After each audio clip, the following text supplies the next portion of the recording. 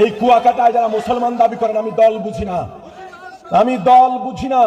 এই কুয়াকাটায় যারা মুসলমান, আপনি যেই দলের হয়ে থাকেন, আপনার উপরে ইমানি দায়িত্ব, আপনার জন্য অবশ্য করণীয় যে ইমামকে বলেছে শাহ পড়াতে হবে না, ইসলামের পক্ষে থাকার কারণে দৃষ্টান্তমূলক তার শাস্তি হতে হবে। ইসলামের বিরুদ্ধে সরাসরি বিদ্রোহ ঘোষণা করছে, ইসলামের বিরুদ্ধে দাঁড়িয়েছে, রাসূলের বিরুদ্ধে দাঁড়িয়েছে। ৯৮% মুসলমানের দেশে ইসলাম বিদ্বেষী কাউকে দাঁড়াতে দেব না। ওই ইমাম সাহেব বান্ধে ফেলাবেন, একদম বেনাম দেওয়ার বান্ধে ফেলাবেন যে বেটা তুই ইমামি করবি, ইমামতি করবি, তো জামাতে ভোট চাওয়ার জন্য আসবে না। যদি আমরা না পারেন, আমাদের নেতা কর্মীরা যারা আছেন তাদেরকে বলবেন, প্রয়োজন আমাকে বলবেন, কাজল ভাইকে বলবেন, আতাউর ভাইকে বলবেন, বান্ধা হাত তো বান্ধে পুলিশে দেবেন। খাদিজাতুল কুবরা মহিলা মাদ্রাসার মুহতামিম, তিনি সবাইকে জুমায়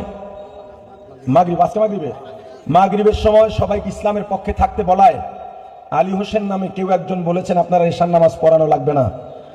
ঠিক আছে, পড়াবে না। মোস্তফা ভাই যে বেতন পেতেন ওখান থেকে আমি দেব, এখন থেকে এই আলী হোসেন কেসে নামাজ পড়াবে। যদি আলী হোসেনের নামাজ পড়ার যোগ্যতা না থাকে, এত বড় দুঃসাহস তোমাকে কে দিয়েছে? ইমামকে আলটিমেটাম দাও।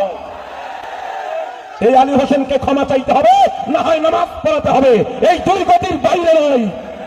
আমরা দেশ কারো কাছে বিক্রি করে দিই নয়, আমরা এই দেশের ভাড়াটিয়া নই, আমরা এই দেশে বেঁচে আছি নই। আমাদের উপরে অত্যাচার করা হবে, আমাদেরকে নির্যাতন করা হবে, মুখ বুঝে সহ্য করা হবে না।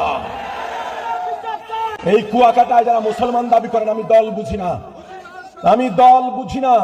এই কুয়াকাটায় যারা মুসলমান, আপনি যেই দলের হয়ে থাকেন, আপনার উপরে ইমানি দায়িত্ব, আপনার জন্য অবশ্য করণীয় যে ইমামকে বলেছে শাহ পড়াতে হবে না, ইসলামের পক্ষে থাকার কারণে দৃষ্টান্তমূলক তার শাস্তি হতে হবে। ইসলামের বিরুদ্ধে সরাসরি বিদ্রোহ ঘোষণা করছে, ইসলামের বিরুদ্ধে দাঁড়িয়েছে, রাসূলের বিরুদ্ধে দাঁড়িয়েছে। ৯৮% মুসলমানের দেশে ইসলাম বিদ্বেষী কাউকে দাঁড়াতে দেব না।